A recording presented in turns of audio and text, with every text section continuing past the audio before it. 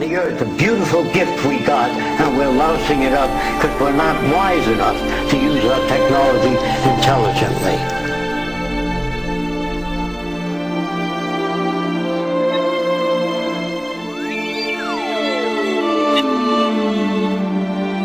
That's what the Venus Project is about.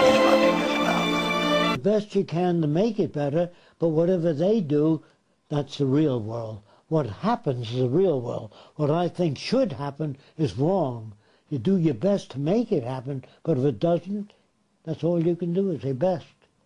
Do you understand that? But if you have expectations of somebody, and it doesn't turn out that way, it means your judgment regarding that person is wrong. People are not treating you right. There is not one negative thing that you are experiencing that is happening for any other reason other than you are not appreciating yourself.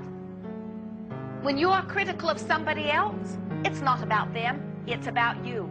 When you are condemning the world, whether it is the political world or the religious world or the economic world or the ecological world, when you are looking at the flaws in the world, it is not about the world, it is about the way you feel about you.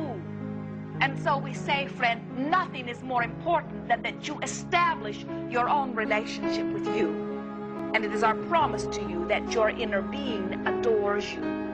But you close the door when you think thoughts of lack about yourself. So you have to learn how to evaluate people. And once you learn to do that, you're more apt to have better judgment. Do you understand? It's not the world that hurts you.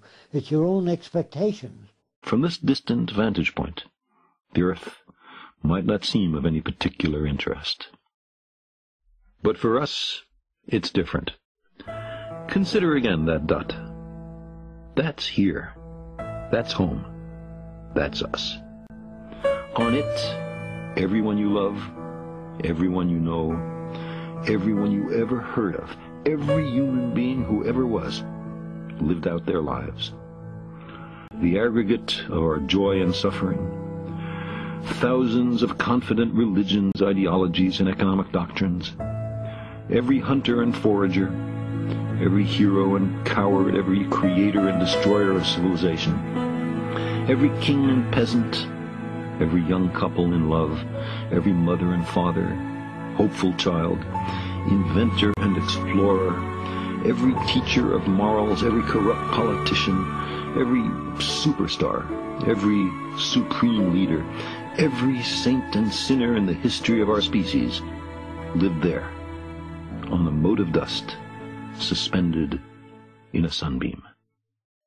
The Earth is a very small stage in a vast cosmic arena. Think of the rivers of blood spilled by all those generals and emperors, so that in glory and triumph they could become the momentary masters of a fraction of a dot. Think of the endless cruelties visited by the inhabitants of one corner of this pixel on the scarcely distinguishable inhabitants of some other corner.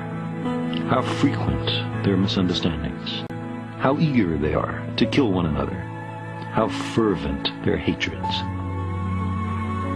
Our posturings, our imagined self-importance, the delusion that we have some privileged position in the universe, are challenged by this point of pale light. whatever happens in the world is real. What you think should happen is not real. So you're not disappointed by the world, you're disappointed by your own projections. If you meet a person, you say, that's a wonderful person, and they turn out to be different than you suspected, you get mad and you say, she isn't that wonderful, or he isn't that wonderful, and it's your own projections that you're mad at. The right way to look at a person is, I don't know enough about them to make a judgment. The point is, when events occur that are tough, if a person deserts you at that time, you understand that they can't live under those conditions.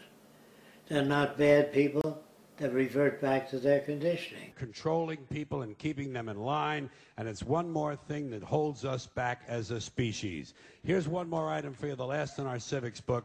Right. Right. You have no right. We have a right. They don't have a right. Folks, I hate to spoil your fun, but there's no such thing as rights, okay?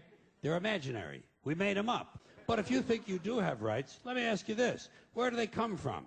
People say, well, they come from God. They're God-given rights. So I believe that if your rights came from God, he would have given you the right to some food every day, and he would have given you the right to a roof over your head. God would have been looking out for you. God would have been looking out for you. You know that? And rights aren't rights if someone can take them away. They're privileges, temporary privileges. And if you read the news even badly, you know that every year the list gets shorter and shorter and shorter. Either you are not serious, you want to live a very, very superficial life, and that superficiality temporarily satisfies you, or you really don't care. As long as you have immediate pleasures, immediate satisfactions, you really don't care. Or probably you are so deeply conditioned psychologically. Of course, we are biologically conditioned, that's a different matter altogether. But psychologically conditioned, and one is not aware of it.